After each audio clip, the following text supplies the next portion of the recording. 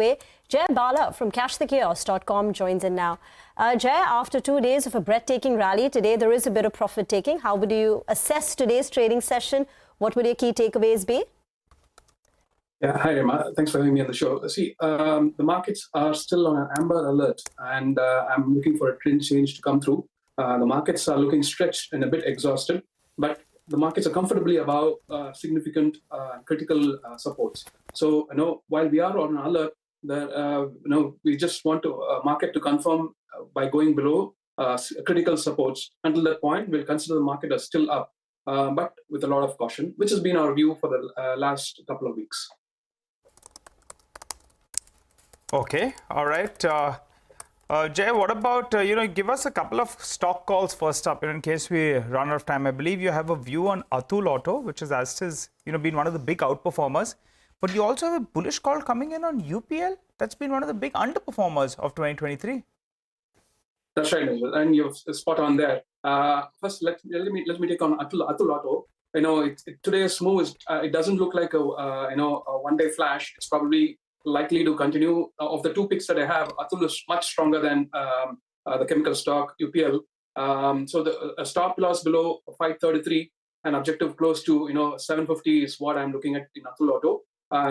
Before I came onto the show, it was a little bit lower. Probably it's locked in 10% circuit now. And the other one is, as you rightly pointed out, and even as I mentioned a few weeks back, most of the chemical names are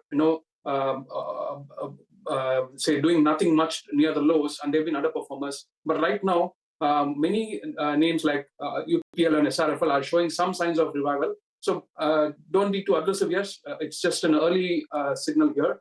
As long as UPL can stay above 540, there's an objective possibility to 640. But don't leverage. Keep it small and in cash. Okay, Atul Auto and UPL are the two stock calls. Jai, hi, afternoon.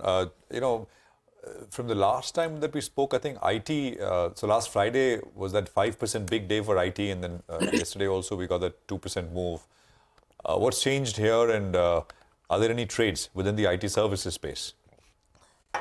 Yeah, that's right, Prashant. And I anticipated a high past the December highs, keeping the Jan 3rd, Jan 4th low as the stop for most of the IT names, and that's played out exactly. And right now, the setup is looking like it's clocked an exhaustive high, and I've been saying since for several months now, the move from the 2022 low looks corrective, and if the IT index were to drop below 34,200, that will be bringing in a bearish tilt to IT stocks, and TCS critical level is 3680. That's going to be the key stock, and Wipro once again it's clocked what we call in the technical parlance as a 5 down on the intraday time frame for Wipro. So that's also looking quite weak now. So this could have been what we saw. The new high that we saw for Nifty IT might be an exhaustive high. HDFC Bank, I remember we were chatting about it just last, in our last conversation. Now, HDFC Bank has had a good week, a 2.5% rally, going into its numbers quite strong. From here on, are you sensing a technical breakout? Not sure, Rima, but three things we are watching. That's the support level of HDFC, support level of SBI, and the support level of the index itself. If HDFC Bank were to break below 1615, the market is sending a signal that it's not going to record highs. It's probably clocked a counter trend move from the 2023 low. But as long as 1615 holds, I think the stock is trending high. SBI, once again, similar level, 620 on a closing basis, absolutely critical. And we have seen the banking index come close to 46,920, but stay above it. But it's clocking a lower high so far. But if that support levels were given, I think it'll open the floodgates for much lower levels for the banking index. Okay, real estate, Jay, I think you have a view there. You think the move has got more legs, and DLF is the strongest name there? That's right. I've been bullish on DLF for several months now, and that still remains the best pick out there from the frontline realty names. Of course, you can look at something like Ajmera on a small cap, mid cap basis. They're also looking strong, but in the front line, DLF is the strongest, and I had expected a move towards 820 on the Nifty Realty Index, and it's overthrown that, and it looks like it's pushing towards 930.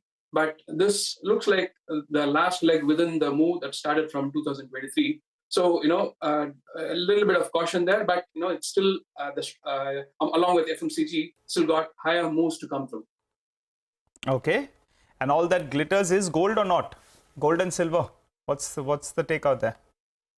The best thing one can do right now is, wait now and then fade the next move. If gold were to clock record highs or fresh 52-week highs, I think that needs to be sold into. But my opinion is that the probability of gold and silver dropping first towards gold towards 1885 and silver towards 21, that looks more probable. So once again, if that were to come through, you fade that move to get bullish on the precious metals, and that's the setup right now. But from a slightly medium-term perspective, the dollar crosses are looking very strong. So be cautious out there. Thank you very much, Jeff, for joining in. Counting down to a session of profit booking for our markets. The Nifty closes above 22,000, but it's a cut of about 63 points, 180 points lower on the sensex, and